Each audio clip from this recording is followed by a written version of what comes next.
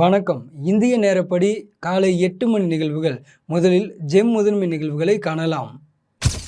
வரும் 27ஆம் தேதி பிரதமர் மோடி தலைமையில் துவங்குகிறது மாநில தலைமை செயலர்களின் 3வது தேசிய மாநாடு.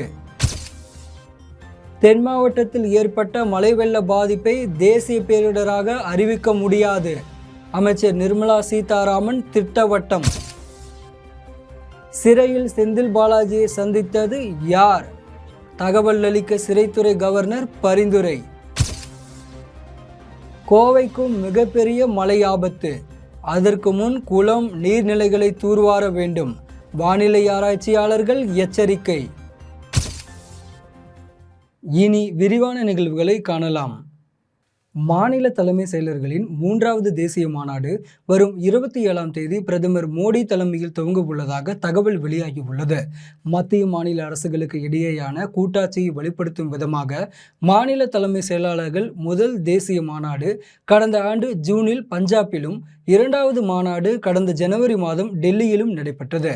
இந்நிலையில் வரும் 27ஆம் தேதி முதல் 29ஆம் தேதி வரை 3 நாள் தேசிய மாநாடு டெல்லியில் நடைபெறவுள்ளது. இம்மாநாட்டினை பிரதமர் மோடி துவக்கி வைத்து உரையாற்றுகிறார்.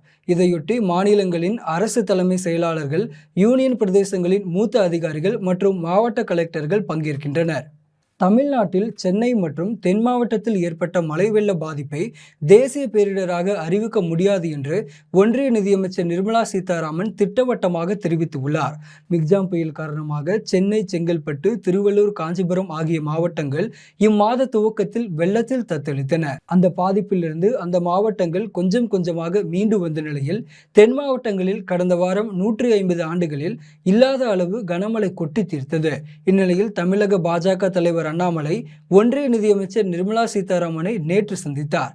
இந்த சந்திப்பின் போது ஒன்றிய இணையமைச்சர் எல் முருகனும் உடனிருந்தார். புயல், மழை, வெள்ள பாதிப்புகளை தேசிய பேரிடராக அறிவிக்க முடியாது என்ற ஒன்றிய அமைச்சர் நிர்மலா சீதாராமனின் அறிவிப்பு தமிழ்நாட்டு மக்களிடையே அதிர்ச்சியை ஏற்படுத்தியுள்ளது. புழல் மத்திய சிறையில் உள்ள அமைச்சர் செந்தில் பாலாஜியை சந்தித்தவர்கள் விவரங்களை சிறைத்துறை தலைவர் அலுவலகமும் கவர்னர் அலுவலகமும் பரிந்துரைத்துள்ளன. சட்டவிரோத பணப்பரிமாற்றம் தொடர்பான வழக்கில் அமலாக்கத்துறையால் கைது செய்யப்பட்ட அமைச்சர் செந்தில் பாலாஜி புழல் மத்திய சிறையில் மருத்துவமனையில் டாக்டர்கள் கண்காணிப்பில் உள்ளார். அமலாக்கத்துறை கைது செய்தாலும் செந்தில் பாலாஜி இலாக்கா இல்லாத அமைச்சராக தொடர்கிறார். இந்நிலையில் சென்னை பெரம்பூரை சேர்ந்த பி. கல்யாணசுந்தரம் என்பவர் சிறைத்துறை தலைவர் அலுவலகம், கவர்னர் அலுவலகம் ஆகியவற்றுக்கு அக்டோபர் 24 அனுப்பிய மனுவில் புழல் மத்திய சிறையில் உள்ள அமைச்சர் செந்தில் பாலாஜியை சந்தித்தவர்கள், சந்திக்க மனு கொடுத்தவர்கள் விபரம் உட்பட பல்வேறு விபரங்கள் கேட்டு மனுவில் கோரப்பட்டது. இதனையடுத்து புழல் மத்திய சிறையில் உள்ள அமைச்சர் செந்தில் பாலாஜியை சந்தித்தவர்கள் குறித்த விவரங்களை கோரிய RDI மனுவுக்கு உரிய பதிலளிக்குமாறு சிறைத்துறை தலைவர் அலுவலகமும் கவர்னர் அலுவலகமும் பரிந்துரைத்துள்ளன.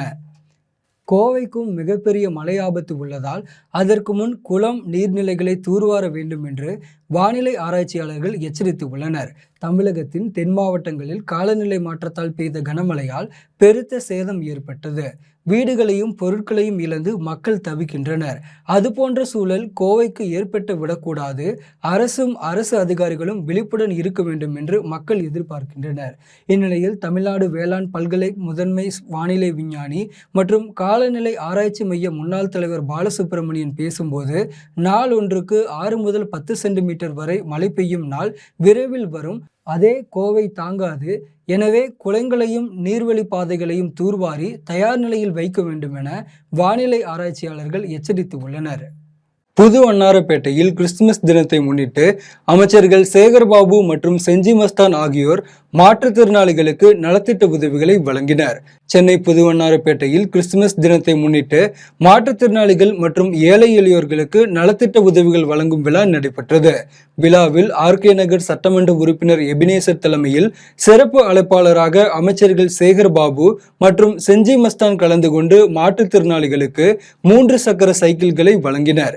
அதைத் தொடர்ந்து அமைச்சர் சேகர்பாபு விழா மேடையில் உரையாற்றினார். இந்நிகழ்ச்சியில் RK நகர் கிழக்கு பகுதி செயலாளர் லட்சுமணன், மேற்கு பகுதி செயலாளர் ஜெபதாஸ் பாண்டியன், மண்டல குழு தலைவர் நேதாஜி கணேசன் மற்றும் பலர் கலந்து கொண்டனர். இந்த மாதம் 7ஆம் தேதி வரையில் இடைவிடாத பெய்த மழையா 47 ஆண்டுகளுக்கு பிறகு யாரும் இதுவரையில் சந்திக்காத ஒரு பெரும் மழையை சந்தித்தோம். அதேபோல் தென் மாவட்டங்களில் இன்றைக்கு பெய்து கொட்டி தீர்த்திருக்கின்ற மழை 200 ஆண்டுகளுக்கு பிறகு கொட்டி தீர்த்திருப்பதாக ஆய்வுகள் சொல்லுகின்றன. ஆனால் இப்படி பெருஞ்சீற்றம் வந்த போதும், பேரிடர் ஏற்பட்ட போதும், உங்களை காக்க நான் இருக்கிறேன் என்று களத்திற்கு ஓடோடி வருகின்ற ஒரு முதல்வர் இருக்கிறார் என்றால் நம்முடைய முதல்வர் ஒருவராகத்தான் இருக்க முடியும்.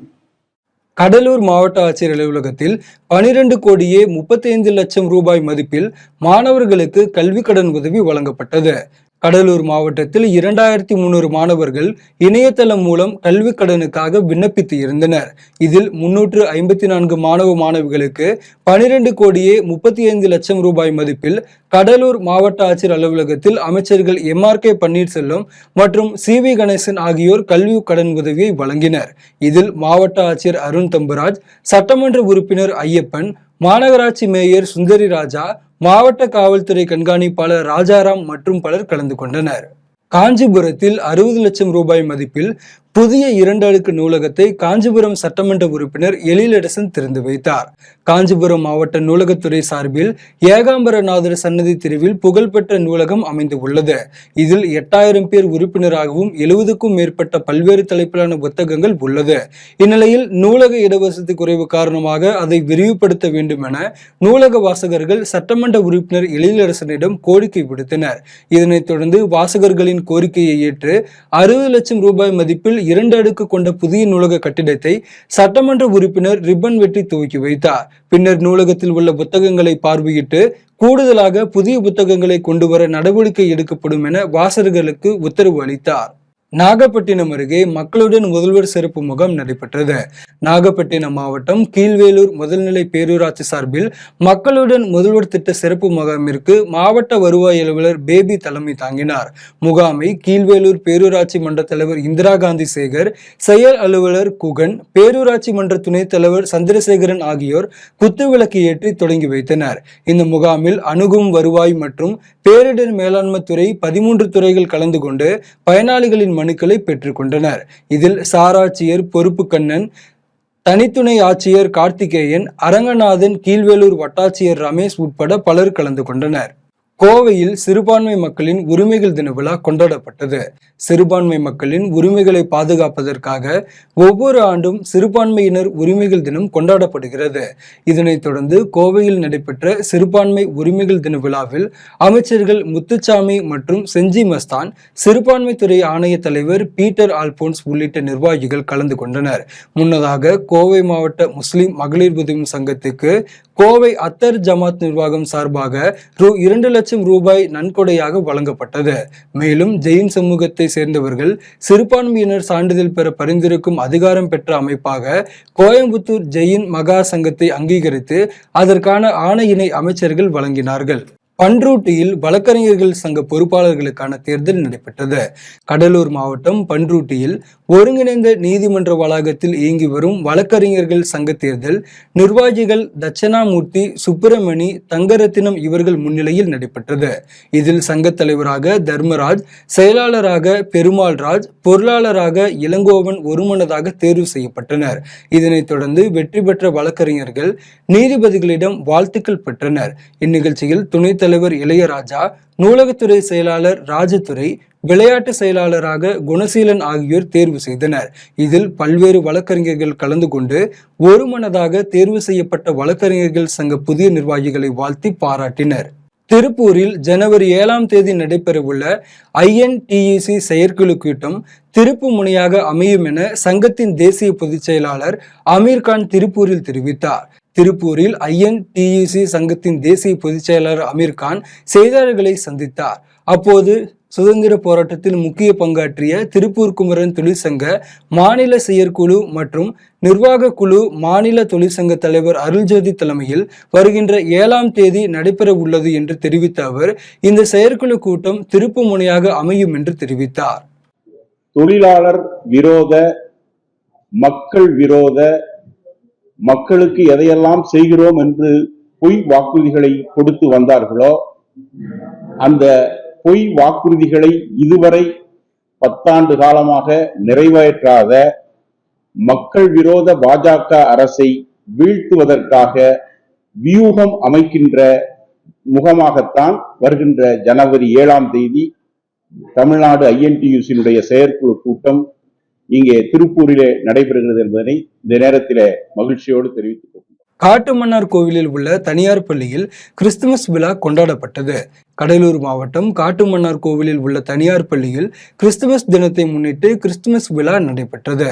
விழாவிற்கு கல்வி குழும தலைவர் குமாரராஜா தலைமையேற்று கிறிஸ்துமஸ் கேக் வெட்டி கிறிஸ்துமஸ் தின வாழ்த்துக்களை தெரிவித்தார்.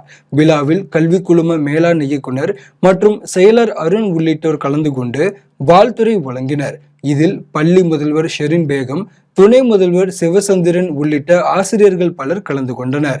விழாவில் பள்ளி மாணவர்கள் கிறிஸ்துமஸ் தாத்தா வேடமணிந்தும் மற்றும் தேவதைகள் வேடமணிந்தும் கிறிஸ்துமஸ் கலை நிகழ்ச்சிகளை நிகழ்த்தி பார்வையாளர்களை உற்சாகப்படுத்தினர். அமராவதி புதூரில் திருமலை திருப்பதி தேவஸ்தானம் சீனிவாச பெருமாள் திருக்கல்யாண வைபவம் நடைபெற்றது. சிவகங்கை மாவட்டம் காரைக்குடி அருகே உள்ள அமராவதி புதூரில் திருமலை திருப்பதி தேவஸ்தானம் சீனிவாச பெருமாள் திருக்கல்யாண வைபவம் நடைபெற்றது. முன்னதாக அலங்கரிக்கப்பட்ட பிரம்மாண்ட மணமேடையில் மணக்கோலத்தில் ஸ்ரீதேவி பூதேவி தாயாருடன் சீனிவாச பெருமாள் சர்வ அலங்காரத்தில் எழுந்தள்ளினார்கள். இதனைத் தொடர்ந்து சிறப்பு பூஜைகள், தீப ஆராதனை காண்பிக்கப்பட்டு வேத மந்திரங்கள் முழங்க ஸ்ரீதேவி பூதேவி தாயார்களுக்கு திருமாங்கல்யம் அணிவிக்கப்பட்டது. இதில் ஆயிரக்கணக்கான பக்தர்கள் கலந்து கொண்டு சுவாமி தரிசனம் செய்தனர். அந்தியூர் அருகே மக்களுடன் முதல்வர் திட்டத்திற்கு 521 பேர் விண்ணப்பித்தனர். ஈரோடு மாவட்டம் அந்தியூர் அருகே உள்ள ஆப்பக்கூடல் நால்ரோடு பகுதியில் மக்களுடன் முதல்வர் திட்ட சிறப்பு முகாம் நடைபெற்றது. இதில் வருவாய்த்துறை, காவல்துறை மற்றும் மருத்துவம் உள்ளிட்ட பல்வேறு துறை சார்ந்த மையங்கள் அமைக்கப்பட்டு பொதுமக்களிடமிருந்து நேரடியாக கோரிக்கை மனுக்கள் பெறப்பட்டது. இதில் பொதுமக்களிடமிருந்து 521 மனுக்கள் பெறப்பட்டதாக தெரிவித்த அதிகாரிகள் 30 நாட்களுக்குள் மனு மீதான கோரிக்கைகள் நிறைவேற்றப்படும் என்று தெரிவித்துள்ளனர். ஒப்பந்த தூய்மை பணியாளர்களை நிரந்தரம் செய்ய வேண்டும் என சென்னையிலிருந்து கோவை வரை தூய்மை பணியாளர் ஒருவர் நடைபயணம் மேற்கொண்டார். கோவை மாநகராட்சியில் பணிபுரியும் ஒப்பந்த பணியாளர் மற்றும் நிரந்தர பணியாளர்கள் என மொத்தம் 7171 பேர் உள்ளனர். இதில் 2135 பேர் மட்டுமே நிரந்தர பணியாளர்களாக உள்ள நிலையில் மீதம் உள்ளவர்களை நிரந்தர பணியாளர்களாக பணியமர்த்த வலியுறுத்தி தமிழ் புலிகள் கட்சியை சேர்ந்த ஒப்பந்த தூய்மை பணியாளரான பஞ்சலிங்கம் சென்னையிலிருந்து கோவை வரை நடைபயணம் மேற்கொண்டார். சில தினங்களுக்கு முன்பு சென்னையிலிருந்து அவரது கோரிக்கை நடைபயணத்தை தொடங்கிய அவர் தற்போது கோவை வந்தடைந்தார். அவரை மாவட்ட ஆட்சியர் அலுவலகம் அருகே கோவை மாநகராட்சியில் பணிபுரியும் ஒப்பந்த தூய்மை பணியாளர்கள் சால்வை அணிவித்து வரவேற்றனர். கூடிய விரைவில் மிகப்பெரிய கூட்டமைப்பானது தூய்மை பணியாளர்களுக்காக உருவாக்குவோம். தூய்மை பணியாளர்களின் கோரிக்கையான பணி நிரந்தரம் கோரிக்கையை வென்றெடுக்கும் வரை தூய்மை பணியாளர்கள் அனைவரும் ஒற்றுமையாக இருப்போம். இது இந்த நேரத்தில் திரு பஞ்சலிங்கம் அவர்களுக்கு எங்களது அனைத்து தொழிலாளர் சார்பாகவும் நன்றிகளை தெரிவித்துக் கொள்கிறோம். ராணிப்பேட்டை அருகே செயற்பொறியாளர் அலுவலகத்தில் ரூபாய் 1.44 லட்சத்தை லஞ்ச ஒழிப்புத்துறையினர் பறிமுதல் செய்தனர். ராணிப்பேட்டை மாவட்டம் நெமிலி PDO அலுவலகத்தில் பல்வேறு பணிகளுக்கு லஞ்சம் வாங்கப்படுவதாக ராணிப்பேட்டை மாவட்ட லஞ்ச ஒழிப்புத்துறையினருக்கு ரகசிய தகவல் கிடைத்தது. தகவலின் பேரில் சம்பவ இடத்திற்கு வந்த லஞ்ச ஒழிப்புத்துறையினர் அதிரடியாக சோதனையில் ஈடுபட்டனர். அப்போது உதவி செயற்பொறியாளர் ஹரிகிருஷ்ணன் என்பவர் அலுவலகத்தில் சோதனை செய்த போது ரூபாய் 77,000 இளநிலை வரைவாளர் உமா என்பவரிடமிருந்து ரூபாய் 20,000 உட்பட 1.44 லட்சத்தை லஞ்ச ஒழிப்புத்துறையினர் பறிமுதல் செய்தனர்.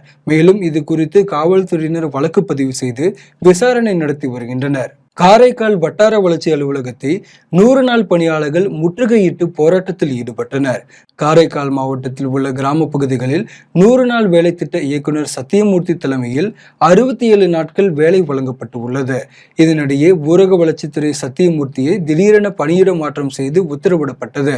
இதற்கு எதிர்ப்பு தெரிவித்து சுமார் 2000க்கும் மேற்பட்ட 100 நாள் பணியாளர்கள் காரைக்கால் வட்டார வளர்ச்சி அலுவலகத்தின் முன்பு முற்றுகை போராட்டத்தில் ஈடுபட்டனர். இந்த போராட்டத்தில் சத்தியமூர்த்தியை பணியிட மாற்றம் செய்ததை திரும்ப பெற கோரி வலியுறுத்தினர். இது குறித்து தகவல் அறிந்து சம்பவ இடத்திற்கு வந்த காவல்துறையினர் போராட்டக்காரர்களிடம் பேச்சுவார்த்தை நடத்தியதை அடுத்து அனைவரும் கலைந்து சென்றனர். இதுவரைக்கும் எங்களுக்கு வருஷம் ஒரு 100 நாளைக்கு வேலை கொடுத்ததே கிடையாது. சத்தியமூர்த்தி சார் வந்துதான் இந்த வருஷம் எங்களோட பூவம் பஞ்சாயத்துல ஒரு ஏரி செலக்ஷன் பண்ணி கொடுத்தாங்க. அது 70 நாள் கொடுத்துருக்காங்க. இன்னும் 30 நாள் வேலை கொடுக்கவே இல்லை. அதுக்குள்ள அந்த சார் கேன்சல் பண்றது சொல்றாங்க. அந்த சாரும் கேன்சல் ஆகக்கூடாது, அப்படி கேன்சல் தான் பண்ணி அனுப்புவோம். புது ஆட்சி வந்தாங்கன்னா எங்களுக்கு வருஷம் 3 நாளைக்கு வேலை தரணும்னு சொல்லிட்டு எங்களுக்கு உத்தரவாதம் கொடுத்தாதான் அந்த சாரை கேன்சல் பண்ணி விடுவோம். அல்லது தொடர்ந்து மாதிரி போராட்டம் இறங்குவோம். இதுவரை எத்தனை சார் வந்திருக்காங்க, எத்தனை சார் போயிருக்காங்க, இது வரைக்கும் எங்களுக்கு வேலை கொடுத்ததில்லை. 10 நாள் 15 நாள் சான்றதே கிடையாது. எண்ணூர் துறைமுக வாயில் முன்பு கப்பல்களை கயிற்றால் கட்டும் மூரிங் தொழிலாளர்கள் தங்களது குடும்பத்தினருடன் முற்றுகை போராட்டத்தில் ஈடுபட்டனர். சென்னை எழும்பூர் காமராஜர் துறைமுகத்தில் கப்பல்களை கயிறு மூலம் கட்டும் மூரிங் தொழிலாளர்கள் 35 பேர் வேலை பார்த்து வருகின்றனர். சம வேலைக்கு சம ஊதியம், சம்பள உயர்வு, 2 ஆண்டுகளாக பணி நீக்கம் செய்யப்பட்ட 3 தொழிலாளர்களுக்கு 2 ஆண்டுகள் பிடித்தம் செய்யப்பட்ட ஊதியம் வழங்க வேண்டும் உள்ளிட்ட கோரிக்கைகளை வலியுறுத்தி காமராஜர் துறைமுகம் முன்பு முற்றுகை போராட்டத்தில் ஈடுபட்டனர். இதனைத் தொடர்ந்து சென்னை துறைமுக மூரிங் தொழிலாளர்களுக்கு 1.11 லட்சம் ரூபாய் சம்பளம் வழங்கும் நிலையில் எண்ணூர் துறைமுகத்தில் 17,600 ரூபாய் மட்டும் வழங்கப்படும் என கேள்வி எழுப்பி கைக்குழந்தைகளுடன் குடும்பத்தினர் போராட்டத்தில் ஈடுபட்டதால் பாதுகாப்புக்காக ஏராளமான காவல்துறையினர் குவிக்கப்பட்டனர். இன்றைக்கு அந்த 1, 2 நூற்றுக்கணக்கான தொழிலாளிக்கு வேலை தருகின்றவர் கூட நிரந்தர தொழிலாளி அல்ல. கான்ட்ராக்ட் என்ற பெயரிலே யாரோ கொள்ளையடித்துக் கொண்டு போவதற்காக ஒப்பந்த தொழிலாளியாக தான் அவர்களை வைத்துக் கொண்டிருக்கிறார்கள். அவர்கள் குறைந்தபட்ச சம்பளமும் சுகாதார வசதியும் இஎஸ்ஐ போன்று பிஎஃப் போன்ற மற்ற வசதிகள் அவர்கள் கேட்கிறார்கள். அதை முறையாக சரியாக தரவில்லை என்பதுதான் இன்றைய முற்றுகை போராட்டத்தின் நோக்கம். ஆதலால் இந்த போராட்டம் உடனடியாக இந்த நிர்வாகம் சங்க நிர்வாகிகளை அடுத்து பேச்சுவார்த்தை நடத்தி முறைப்படுத்த வேண்டும். குறைந்தபட்ச அவர்களுக்கு சம்பளமும் இதர வசதிகளும் செய்து தரப்பட வேண்டும். அப்படி இல்லை என்றால் இன்றைக்கு நடக்கின்ற போராட்டத்தை போல பல்வேறு வகையான போராட்டங்களை இந்த நிர்வாகம் சந்திக்க வேண்டி இருக்கும் என்பது இந்த நேரத்தில் நான் பணிவோடு கூறி முட்டிக் கொள்கிறேன். நன்றி, வணக்கம். சொத்தை அபகரித்து பிள்ளைகளால் விரட்டியடிக்கப்பட்ட முதியவரை தருமபுரி மாவட்ட ஆட்சியர் சாந்தி சிகிச்சைக்காக மீட்டு மருத்துவமனைக்கு அனுப்பி வைத்தார். தருமபுரி மாவட்டம் காந்திநகர் பகுதியில் பெருமாள் என்ற முதியவரை நேற்று மாலை உறவினர்கள் ஆட்டோவில் அழுத்தி வந்து இறக்கிவிட்டு சென்று விட்டனர். உடலில் படுகாயங்களுடன் இருந்த முதியவரை அப்பகுதியில் இருந்த பொதுமக்கள் விசாரித்ததில் அவருக்கு 6 பிள்ளைகள் இருப்பதாகவும் சொத்து பிரச்சனையில் அவரது அனைத்து சொத்துக்களையும் பிள்ளைகள் எழுதி வாங்கிவிட்டு அனாதையாக விட்டு சென்றதாகவும் தெரிவித்துள்ளார். இதனைத் தொடர்ந்து அப்பகுதி மக்கள் தருமபுரி மாவட்ட ஆட்சியர் சாந்தி மற்றும் மாவட்ட காவல் கண்காணிப்பாளர் ஸ்டீபன் ஜேசுபாதம் அவர்களுக்கும் தகவல் அளித்தனர். தகவலின் பேரில் காவல்துறையினர் முதியவரை மீட்டு சிகிச்சைக்காக தருமபுரி அரசு மருத்துவக் கல்லூரி மருத்துவமனையில் அனுப்பி வைத்தனர். இந்த சம்பவம் தொடர்பாக வருவாய்த்துறையினர் உறவினர்களிடம் விசாரணை செய்து வந்த நிலையில் ஆட்சியர் கவனத்திற்கு இந்த சம்பவம் சென்றதால் மீண்டும் முதியவரை உறவினர்கள் வீட்டுக்கு அழைத்து சென்றனர். பண்ருட்டி நகராட்சி சார்பில் மக்களுடன் முதல்வர் திட்ட முகாம் நடைபெற்றது. கடலூர் மாவட்டம் பண்ருட்டியில் மக்களுடன் முதல்வர் முகாம் நகரமன்ற தலைவர் ராஜேந்திரன் தலைமையில் நடைபெற்றது. இந்த முகாமை கடலூர் மேற்கு மாவட்ட செயலாளர் கணேசன் கலந்து கொண்டு குத்துவிளக்கேற்றி துவக்கி வைத்தார். இதில் வருவாய் மற்றும் பேரிடர் மேலாண்மை துறை, ஊரக வளர்ச்சித்துறை, தமிழ்நாடு மின்சார வாரியம், மாற்றுத்திறனாளிகள் துறை, ஆதி திராவிடர் நலத்துறை உள்ளிட்ட துறை அலுவலர்கள் கலந்து கொண்டு பொதுமக்களின் மனுக்களை பெற்று கொண்டனர். இந்த நிகழ்வில் மேற்கு மாவட்ட துணை செயலாளர் தணிகை செல்வம், அண்ணா கிராம ஒன்றிய செயலாளர் வெங்கட்ராமன் மற்றும் ஏராளமான பொதுமக்கள் கலந்து கொண்டனர். இந்தியாவில் 2 மரண வியாபாரிகள் ஆட்சி செய்து கொண்டிருக்கிறார்கள் என பொள்ளாச்சியில் நடைபெற்ற ஆர்ப்பாட்டத்தில் காங்கிரஸ் கட்சியினர் குற்றம் சாட்டியுள்ளனர். கோவை தெற்கு மாவட்ட காங்கிரஸ் கமிட்டி சார்பில் பொள்ளாச்சியில் மாவட்ட தலைவர் பகவதி தலைமையில் கண்டன ஆர்ப்பாட்டம் நடைபெற்றது.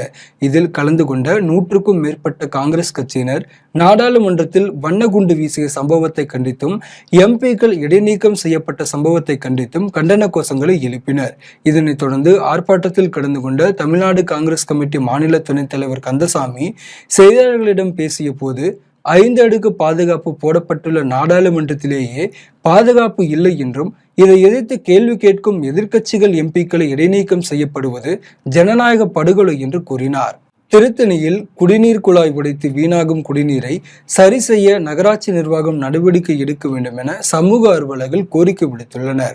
திருவள்ளூர் மாவட்டம் திருத்தணி சுப்பிரமணிய சாமி கோவிலுக்கு ஆயிரக்கணக்கான பக்தர்கள் பல்வேறு பகுதிகளிலிருந்து நாள்தோறும் வருகை தந்து சுவாமி தரிசனம் செய்கின்றனர்.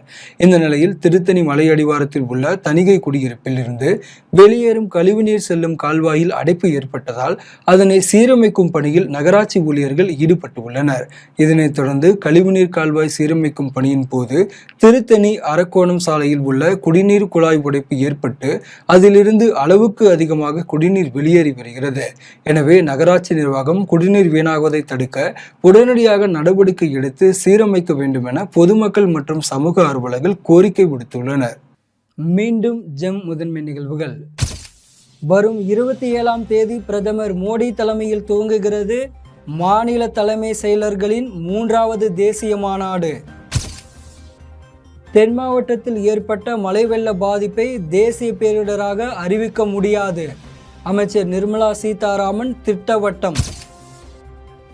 சிறையில் செந்தில் பாலாஜியை சந்தித்தது யார்? தகவல் அளிக்க சிறைத்துறை கவர்னர் பரிந்துரை. கோவைக்கும் மிகப்பெரிய மழை ஆபத்து. அதற்கு முன் குளம் நீர்நிலைகளை தூர்வார வேண்டும். வானிலை ஆராய்ச்சியாளர்கள் எச்சரிக்கை. இத்துடன் ஜெம் நிகழ்வுகள் நிறைவடைகின்றன. மீண்டும் நிகழ்வுகளை காண தொடர்ந்து இணைந்திருங்கள் ஜெம் தொலைக்காட்சியுடன். நன்றி, வணக்கம்.